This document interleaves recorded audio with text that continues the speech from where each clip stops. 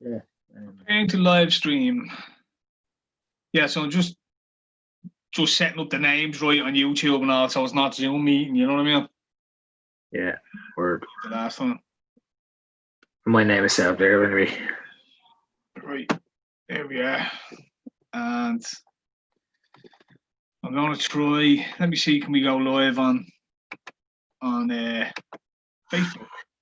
No, it only lets me do one at a time, does it?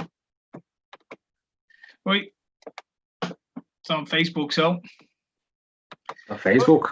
Anyway, do you want to throw a link into Facebook? Word. Yeah, I'll let you do it there if you want. Just throw it up. No? Yeah. Sorry, folks. Give us 1 second there. We're learning as we go, etc., etc. Let me see.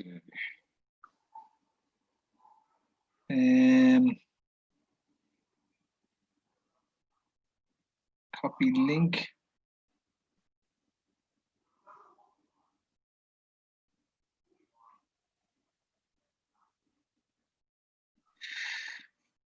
Shit. My Sentinel, man. Jeez. Ah. I'm a pro at this. Someone Sentinel.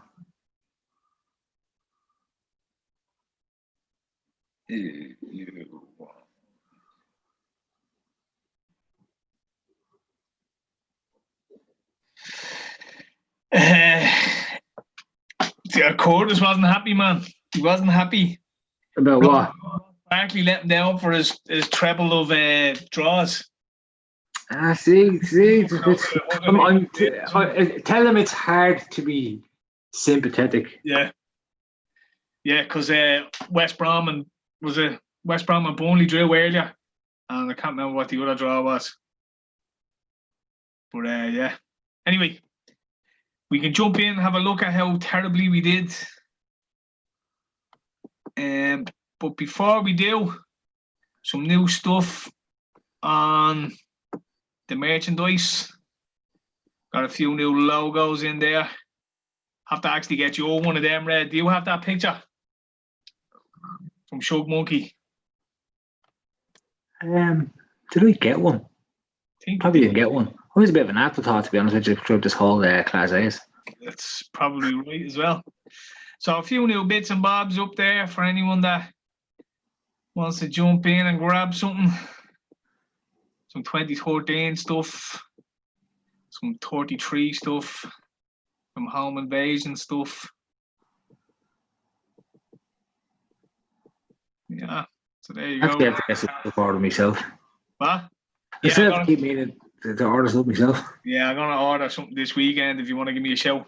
Anyway, shout out to everyone that's ordered stuff already. There's a few people have hit me up with things, so fair play to you. Right, anyway, 2-6 last week, horrendous. I think Chelsea fucking burned everybody's blade knackers. Yeah, you don't me. The guy had 10 Macca with 8 winning, and I was waiting on Hibs and Reading, and I was like, what's going to happen here is either one of them is going to go 1 down, or one of my matches that I have is going to go to a draw. That's winning will go to a draw. And sure enough, Chelsea ended up getting a fucking draw. So I ended up getting 3 wrong anyway because Hibs and Reading didn't win.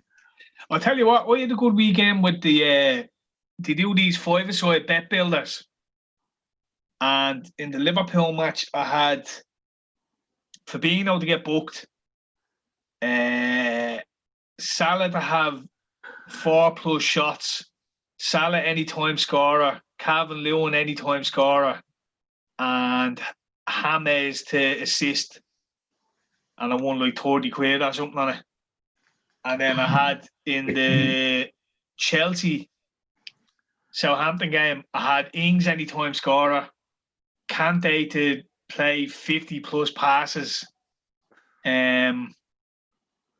the Southampton goalkeeper to concede 3 or more goals, and fucking something 1 or 2, I can't remember, but yeah, one on that as well. Like, bleeding, haven't won a bet in a couple of weeks, like, and then I won 2 on that. Delighted with myself. So success again ish. Like I use Sky Bet, but I mean they're the most sturdy, they're the most robust app, but they're shit for that sort of stuff. Like they don't offer I guess my dad's bet 365, and if your team goes 2 up, they pay it out as a yeah. You know, all the other apps have these sort of little kind of things, and Sky Bet doesn't really have anything like that at all. Like it's a bit stingy, but it's a good service. It very rarely kind of goes down right like that. It's quite on the ball. So for consistency, it's probably the best one. But just otherwise, it's a bit whack. But yeah. So 3-3, yeah, nobody's seen that, so everyone got that wrong. Again, I don't think anyone won. 3-3 draw. Bournemouth. I mean, how do you even fucking call it? You know, QPR just mad at the moment. Yeah. Not that we were unlucky. Fucking, it's do you give a goal? Do you not give a goal? So close with that. I gave them a goal. I got 5 points for that one. In fairness, I think Curtis did say about Forest with what's his name gone in as the manager, Houghton. But you chimed in with a draw there, and he just kind of agreed with you. I'll have to tell him in future not to be so agreeable. Tell you. Well, no, he did have a point, and it does happen, but yeah, again, it's like Forest are still a dodgy bastard team, like, so it's kind of fucking hard. No, just accept that you fucking got it wrong, and he would have been right. Yeah, no, the dodgy cunts. Brentford, I mean, fucking, what do you do? 3-2, whatever. Birmingham, Sheffield, I don't think we could have fucking called that anyway. Brentford had a 2-1. So, goal in the 3rd minute, and we predicted the 8th minute, so miles off. Right, this week's games, it seems to be Champions League. Yeah. And a little mixture of fucking Championship. So, PSG against United.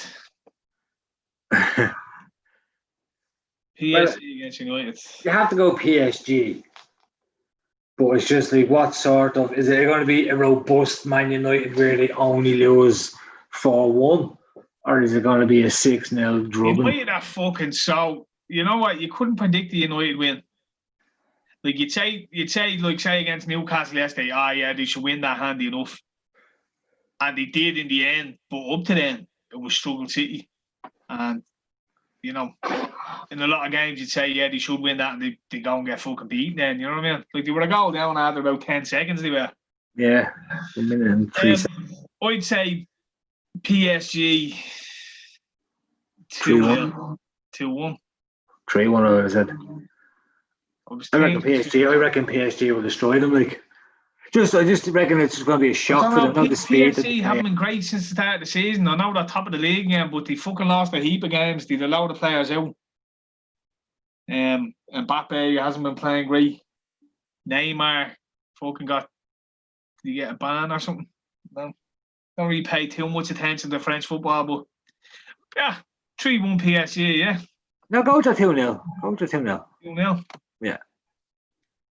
Does seem to have a bit more I think United scored, though. I think 2-1 maybe. So I'm thinking the 2-1, 3-1. 2-1, good compromise. 2-1. Chelsea, Seville. You fancy Chelsea? I don't know. Seville are a tough side. They're a tough side. Like, they won the Europa last year. Yeah. Again. Like, Chelsea are amazing going forward. They're fucking horrendous at the back. Horrendous. Yeah, Kepa's having a bit of a fucking mare as well, isn't he? I think Seville get if not a draw, they nick a win there, 1-0. That's what I think. But who nicks a win? I think Seville nick a win. But I personally, I would have went probably 2-0 Chelsea. But I don't think Chelsea beat Seville. I think they will the first game. You think so? Yeah. But again, I wouldn't be surprised if Sevilla did win 1-0 because they're a good set up for that. Well. Set up to fucking counter attack. Yeah, like they can absorb a lot of what Chelsea has, but Chelsea are good going forward. Yeah, that's what. And if they have a good game, which I think they might, 1-1 then or something. Yeah, stick with 1-1 because I'd have went Chelsea, I'd went Sevilla, so yeah, 1-1 probably. I just have a feeling because Chelsea have been fucking ropey. Great going forward, like Havertz, fucking Werner, they all look quality. They've settled in. Yeah, and Tammy hasn't even kicked off yet as well. So Pulisic is back. They just at the back. Kepa is a fucking travesty, like, you know. yeah, no. Barca against. I'm not even going to attempt to pronounce that. I don't know what. I'll give it a bash. What, are they Turkish, is it? Ferenc Kavarsky. No. Kavarsky, TC. Ferenc Kavarsky. Yeah. Jesus, Barca got beaten at the weekend, did he?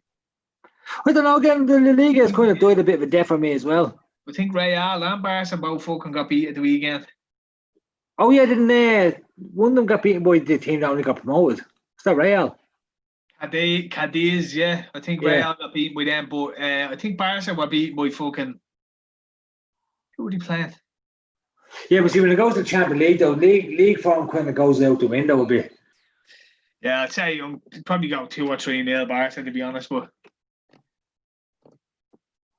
What do you think? Yeah, you'd be looking, because just on paper, you'd be looking at fucking. 3-0. It'd have to be Barca. Yeah, 3-0. Conservative. Lazio Dortmund. Dortmund have been hot and cold. Yeah, it's hard because every time I bet on Dortmund last season, it was the games they didn't do well. Yeah. It was always the time they were 3-0 down after 10 minutes. Yeah, they fucked up many. And Lazio. Would you go a draw? Would you go a Lazio win? That's what I'd be leaning for. One or the other. But can you see even Lazio scoring though? Those Italian cunts are just like they're only going to be in Dortmund's half twice in the fucking 45 minutes. So are you going to score? I don't know. Yeah, what do you think of Dortmund win? I'd go draw because again, you can't back Dortmund. Like they're just fucking. Or maybe Dortmund win. Yeah, that's what I'm kind of thinking now. What 1-0 Dortmund? So, yeah. Fuck Lazio. Norwich Birmingham. We'd have to go Norwich. Yeah. 2-1, 3-1, something like that. 2-1. 2-1. Yeah, sir. Bristol Middlesbrough. Well, on form, you have to go Bristol. You'd have to go Bristol. I'm thinking 2 or 3-0.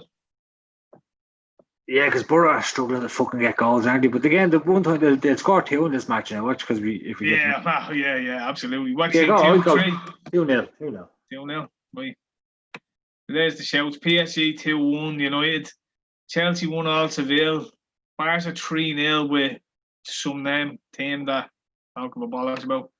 Dortmund 1-0 away to Lazio. Norwich 2-1 Birmingham, and Bristol to beat Middlesbrough. Golden goal shout. I think it's my shout now, isn't it? Yep. Gonna go 5. Challenge the Jeff fella and submit.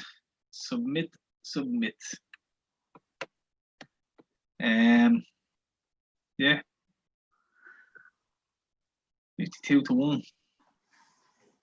That's a 50. Yes, that's really along with the pundits anyway, or the betting shops. 51 won't be by the. Yeah. See what Jeff went. 3-1 PSG. 2 all Seville. Yeah. 5-0. Well, 1-0 Dortmund.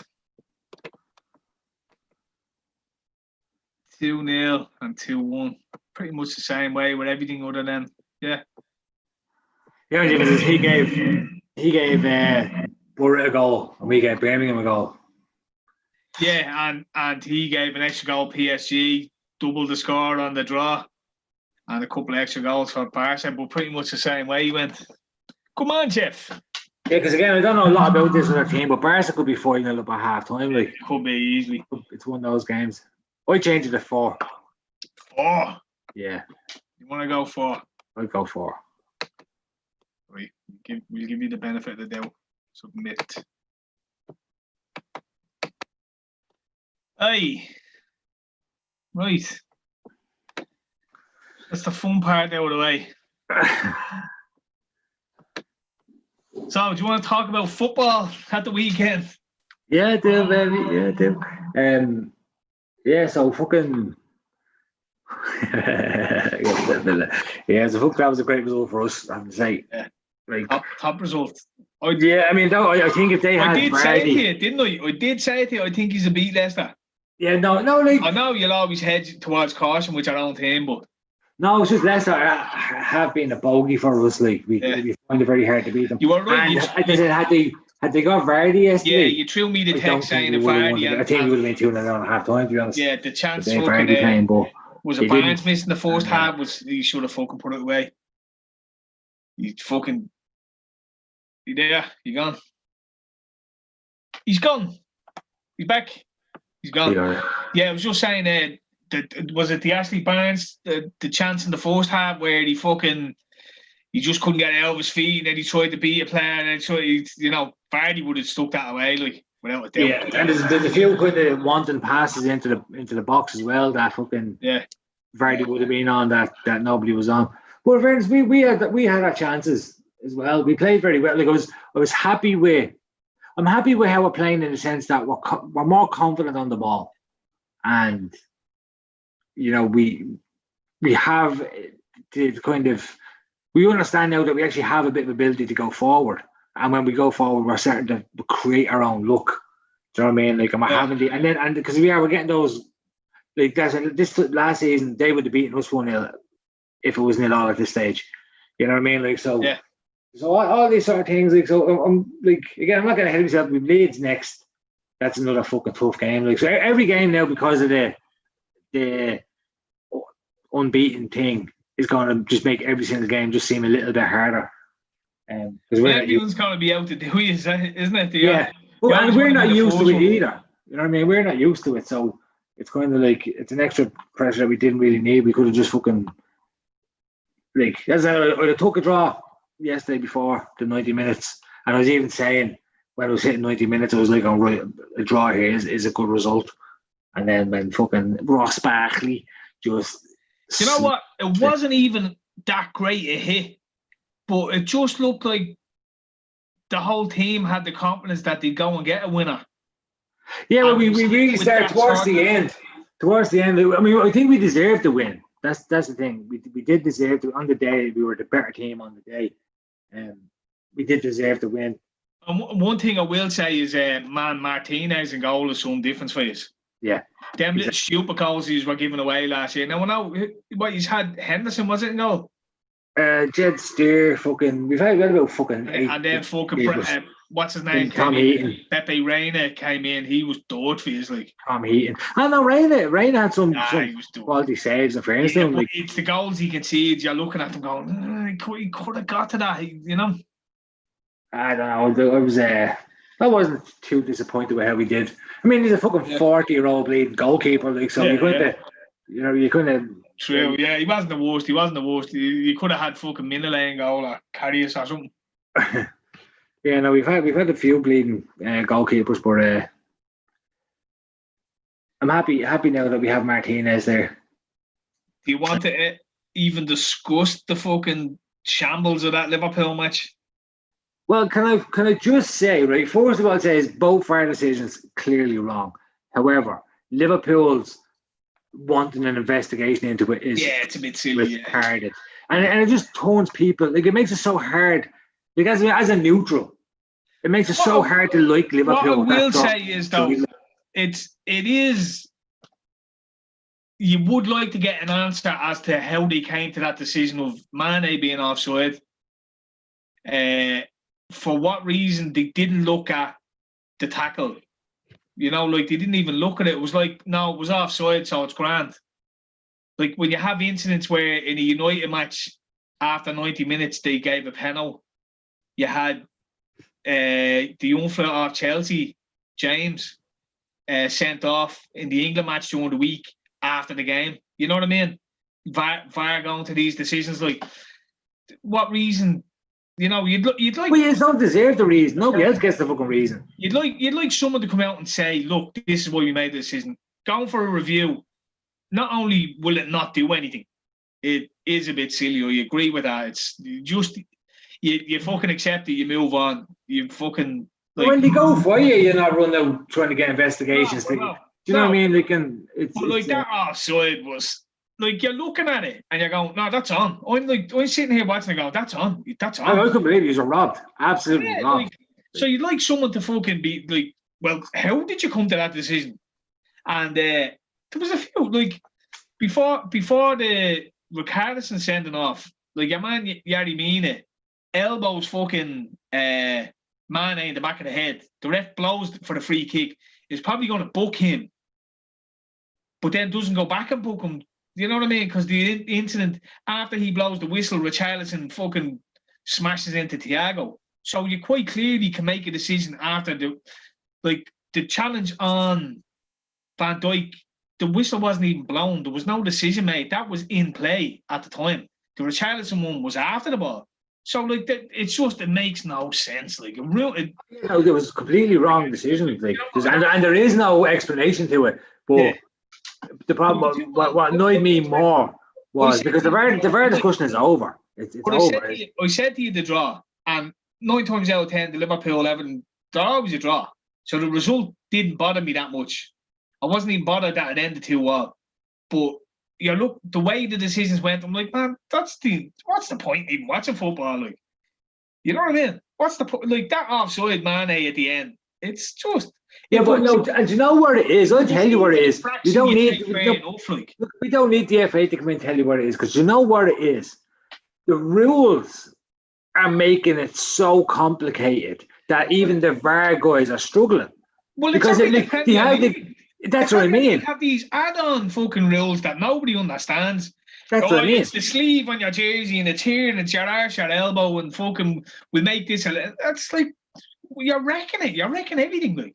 Yeah, but that's what it is. So the VAR guys are getting these jokes, and they're kind of going, well, just technically on this law it is, but on this law it isn't. So if we give it, then this we don't give it, because it's and then it's open to interpretation, and it's. Do you know what I mean? Like, and they're terrified to kind of make a decision either way. Like, so they're just. Like, there was an incident in the Arsenal game, right? Ball came over and fucking Kyle Walker, ball goes over his head, he turns, jumps up in the air, like literally jumps up in the air, 4 high in the air. And Matt Gabriel was about to head you and pulls out of it, like.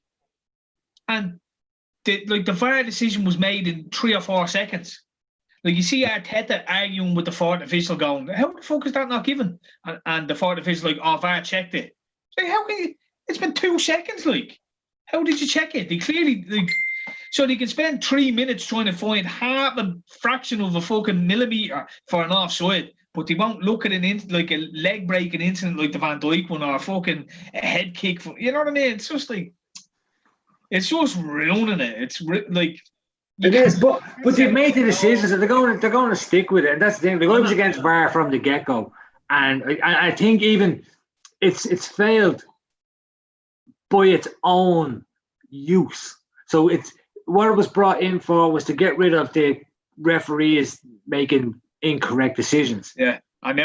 My argument for that all the time was, well, look, you get them and you give them sort of thing. Going to go against, but you don't need to kind of. But VAR came in to rule that out, and it's still the same. Only now it's through VAR. So, but exactly. So it's like you can use video evidence. Before with the referees, it was like if they could just look back at it, they might change their mind or see it was off. So now you're like, they have looked back at it and still decided it was the wrong decision. That makes zero. That's even. You know what I'm saying? But like, just by its own, like, you know, it's use for what it was built for. It's built for like removing human error and just replaced it with human error.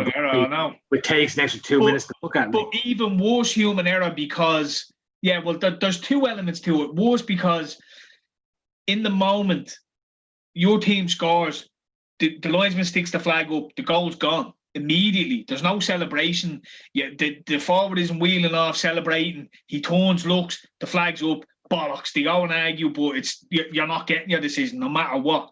It's gone from that now to 2 minutes of arduous torment as you look at some guy trying to figure out how to draw a line to find a fraction of a millimetre in 3 fucking periods of play previous to disallow your goal.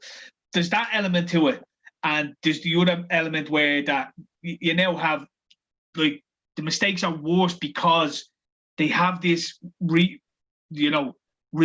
of it, and they're still getting it wrong, which makes it even worse. Like a referee and a linesman in a split second have to make a decision. Is that onside? Is that offside?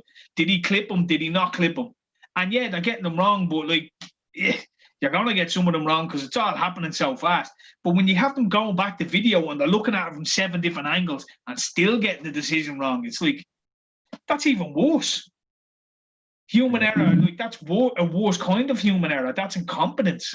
You know what I mean? So I don't know. Anyway, the result didn't bother me.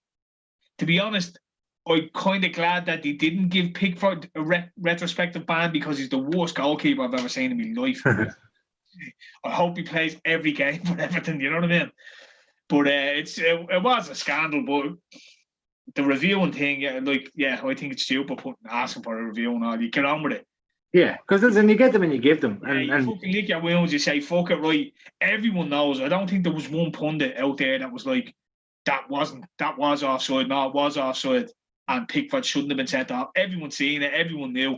The only people who were disagreeing with it are people who either hate Liverpool or Everton fans. So, yeah, well, that's what it was, you know what I mean? I just banter. But no, for me, the most annoying thing about it is that, as I'm saying, fundamentally, it's useless. It's not doing the job that it's supposed to do. It's not supposed to be. It's at least making the same amount of errors as a normal referee would, or more. And it's not supposed to make any. It's supposed to. That's the job is to get rid of that element, and it's not. Hasn't got rid of that element whatsoever. It's useless. But they will, because they have made the decision to use it. It's here.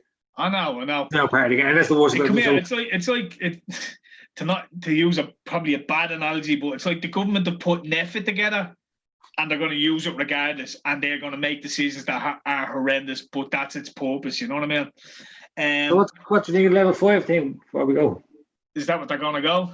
Level 5, yeah. Level 5, yeah. That's everything shut down, is it? Well, no. So it's level 5. Schools still open. Construction still open. Yeah. Do you know why the construction's still open? No. The construction companies basically got onto the government and said, if you keep the schools open, we're not shutting down.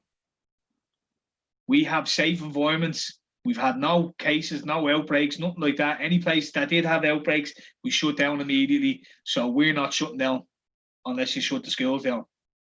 Meat factories are allowed open.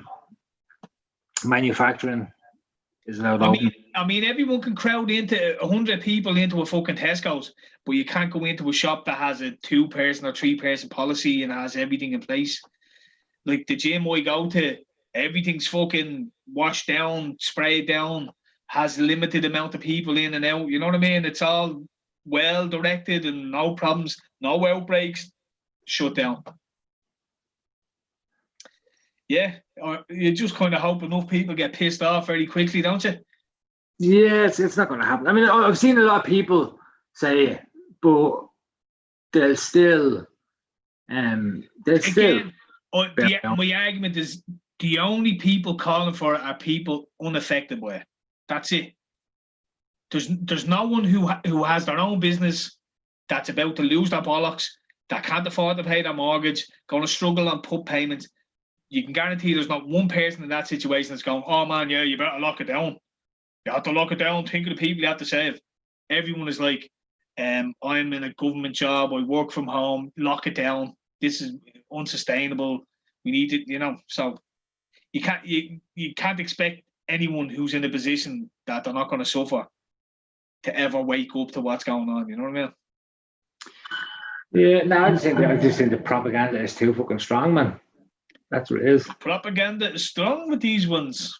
No, but it just is. Like, it's an uphill. It's an uphill. The guys listening to the radio today in the van, and like the way people are going on about it, and the way it's being projected, and the way the line of conversation is being led, and the amount of calls are getting leaked. So it's like we asked these people, and they're showing. Maybe one person go, oh, well, I don't think it's that good of an idea but the other 8 are all, well, I think we should just all just close down and just get on with it this time so we can save Christmas. It's all about saving Christmas. And you're sitting there going, but it was all about saving the forced lockdown was like, oh, yeah, sitting here, we save it. Then it was like, oh, save the hospital, save this, save that. Save the NHS, save the ICU bed, save the fucking, and now it's like, Like Cork University Hospital or whatever has come out again and said we're not anywhere near capacity. Like, do you know what they're doing? Do you know how they're wording it? It's lying through omission. Say a hospital has 200 beds, right? They allocate 20 beds for coronavirus, right? So they have a ward, coronavirus ward, with 20 beds in it, yeah? So say there's 15, 16 people in those beds. They'll come out and say, we're nearly at capacity, we can't cope. We're full we have all our beds are nearly full with coronavirus patients. What they're not telling you is they still have another 180 beds in that hospital that just have normal patients in it, floating in and out. Some of them could be empty. It doesn't matter because we only have 20 allocated for COVID and they're nearly full. So we're at breaking point, we're at capacity. And that's what they're saying. And it's a lie of admission, you know what I mean? It's like, what you go, well, if you know what are beds in the hospital? Oh, yeah, we've loads of beds in the hospital, but we've only 20 coronavirus beds.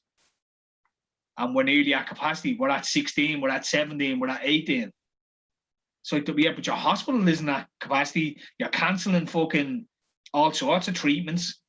There's only, you know what I mean? There's no one in the hospital. Like Bound Hospital around there, I think they've 16 patients, 16 coronavirus patients. They've one guy is supposedly 35, obese, grossly obese, grotesquely obese, and he's struggling, apparently. So is that coronavirus or is that just an unhealthy 35-year-old? You know what I mean? But yeah, unhealthy 35-year-old with coronavirus. Yeah, exactly. You know what I mean? But like, you know, everyone else in it is like. Well, yeah, a lad of my job hurt his finger the other day. Hospital that tested positive and now they're in the coronavirus wards. You know what I mean? Probably not getting treated for what they actually went in for now. But anyway, sorry, what were you saying? I know, just a lad of my job hurt his finger on Friday. A barrel rolled over his finger, and he had to go into Tala Hospital. He said he was in there for about 7 minutes, like in and out. Yeah. He says there was nobody there. Walked in, grand, fucking. They went there, and because of the coronavirus, they don't really want to. They just got me to sign loads of stuff, and then put a bandage on my finger, and then send me out. Like, within that 7 minutes, he was brought in, X-rayed. Do you know what I mean? You know yourself, you'd be 12 hours in the hospital. Like, this is what I'm saying.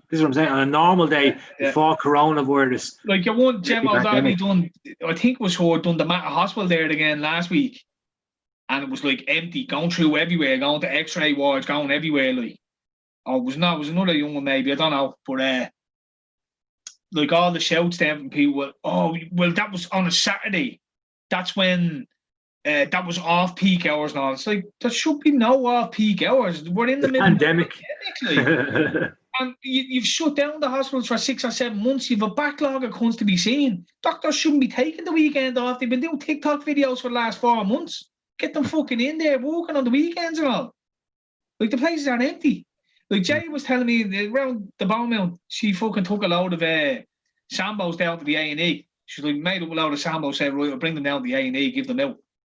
There was no one there. She walked back up with the full plate. There was no one to give sandwiches there. Place fucking ghost town. Mm-hmm. Ghostville. And they're trying to get you to believe these cases. Oh, man, look, you bang your head against the wall thinking about it. All those people not wearing a mask because their fault is lockdown. No, it's the government's fault, it's lockdown. I seen some guy, my appointment's been cancelled now. That's all yous that aren't wearing the mask. It's like, oh, that's the HSE. That's the government cancelled your appointment. Someone not wearing a mask didn't cancel your appointment. You think? Oh man, I've had this argument a few times. People go, well, sure, of course the government made a decision, but it's because. And I say, no, it's not because. It's all like, and again, a nice little quick argument I like to have to people say is, right, take away the government negligence at the very start of this. We all know the government acted very slow towards the nursing homes. In fact, the nursing homes are one of the last things that were giving out all the PPEs. Actually, the policies caused the problems in the nursing home, but yeah. Exactly. Okay, right. So take away those deaths from the overall count. 1,500. Right. Okay, so does that justify anything that's being done? Any lockdown? You look at them numbers. No, but in fairness, right, so does it? Remember Ben Gilroy came out, right? He went through the numbers and he was saying 100 people died with COVID only, right? Now, whatever was taken out of context or whatever, but if you looked further through them numbers, right, do you know how many people died in ICU? Less than 80. So out of 1,800 deaths, less than 80 died in hospital. Where were they dying? They weren't being taken into hospital, overrun, and then dying in the ICU and being thrown out into fucking container ships to try and contain all the bodies piling up. They weren't even dying in hospital, nursing homes. There were people who were in nursing homes. What happens to people why do people go to nursing homes? Because they can't take care of themselves anymore. Why? Because they're at end of life. They have different ailments that they can't care for themselves, and they need someone to care for them. So less than 80 deaths happen. No, but even go out all that. The point was, you take away all the deaths that the government would be mostly responsible for. It's before masks, it's before gloves, it's before all of it. Take away those number of deaths that the government are responsible for, and what are you left with? Are you left with enough to justify one pandemic or one lockdown? No. So it's nothing to do with people not wearing masks. It's nothing. It's completely 100% the government. Well, that's who it is. They created the decision, the reason for the decision, and they are creating the decisions. None of their stuff is based off medicine or science or any of that. It's not based off anything like that. Plus, when did they stop going against the WHO? Are the Irish medical guys smarter than the World Health Organization guys? Should we not listen to the WHO? Well, apparently that's what they were doing all along. That was not justification. They've one epidemiologist on the whole crew and effort. The Lord and now fucking Lord Houlihan, like he's a bleeding godsend. The chap should be in jail. He covered up the cervical cancer. He's involved in all of that. He's the result of people dying in the nursing home. Him, his policies, his input. Oh, we need to get Houlihan back in here. Within a week, we're back in lockdown. Fucking lockdown Houlihan. You know what I mean?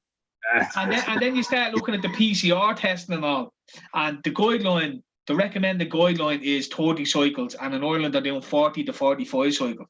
They're picking up junk DNA.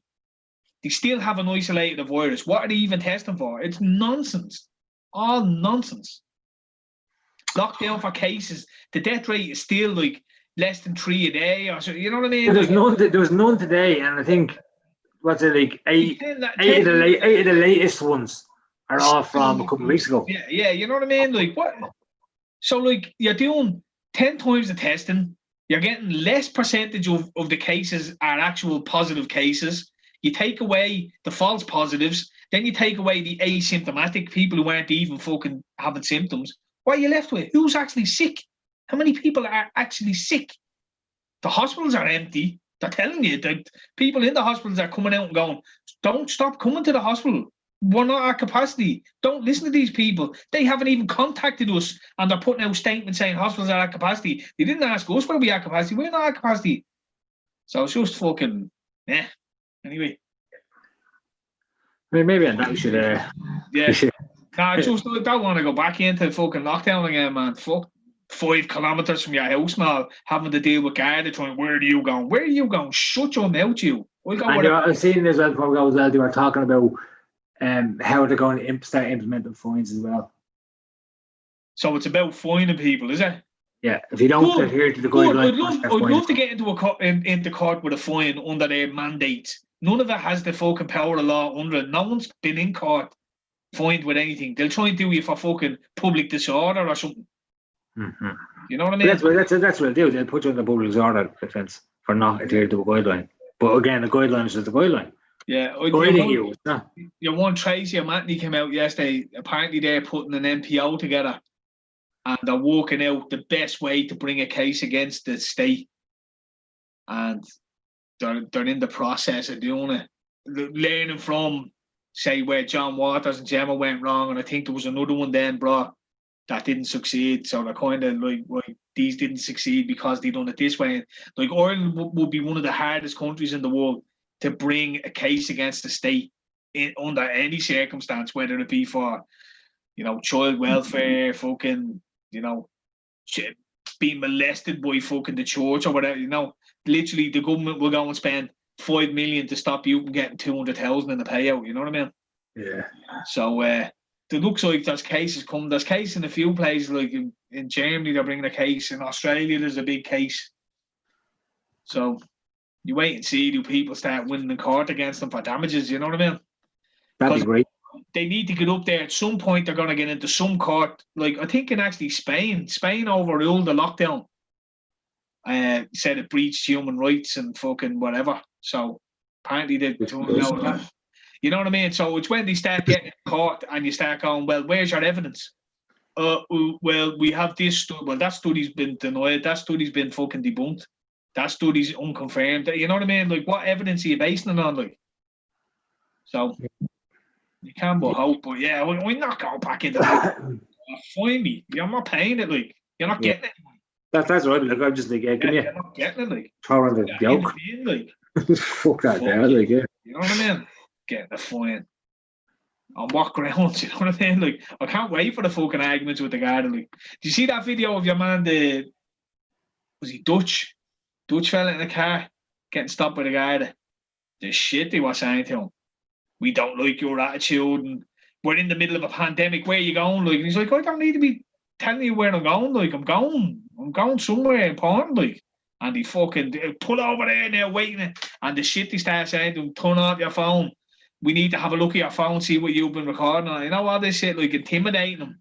Because the bit of the language barrier and all, it's like, well, if you're over here, you need to have a good attitude and all. And I'm kind of thinking to myself, man, if that was a proper dub there, you know, the way the umpires would be like, what are you talking about? What fucking pandemic? Well, you know, what, prove it. We don't have to tell you when. Wonder what lot, you know, someone who would have known what they were talking about.